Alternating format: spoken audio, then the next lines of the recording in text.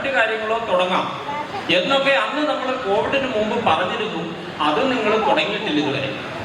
അപ്പൊ ഞാൻ നിങ്ങളെ അങ്ങോട്ട് ഓർമ്മിപ്പിക്കുക, ഞാൻ ഇന്ന് 50,000 രൂപയുടെ ചെക്കുമായിട്ടാണ് വന്നിരിക്കുന്നത്.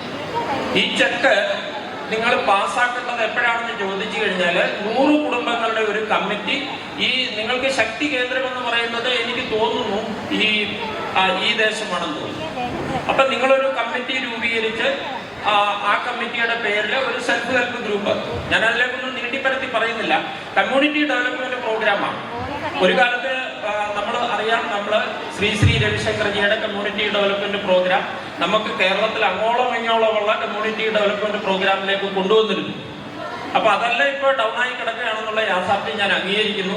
അപ്പൊ എന്തായാലും ഞാൻ ബഹുമാനപ്പെട്ട കരുണാദാസ് ചേട്ടനോട് ഈ പ്രോഗ്രാം കൃത്യമായിട്ട് അത് മോണിറ്റർ ചെയ്യും നമ്മൾ ഈ സമുദായത്തിന്. അതുകൊണ്ട് തന്നെ നിങ്ങൾക്ക്, ഞങ്ങളാരും കമ്മ്യൂണിസ്റ്റുകാരല്ല, ഞാൻ ആ പാർട്ടിയിൽ നിന്നും പെടുന്ന അല്ലെങ്കിൽ പോലും സമുദായങ്ങളിലെ കമ്മ്യൂണിസ്റ്റുകാരുണ്ട്, കോൺഗ്രസ്സുകാരുണ്ട്, BJP-കാരുണ്ട്, ഇതൊന്നുമില്ലാത്തവരുണ്ട്. ഒരു മുഖ്യമന്ത്രി വന്നു കഴിഞ്ഞാൽ അദ്ദേഹം കേരളത്തിന്റെ മുഖ്യമന്ത്രിയാണ്.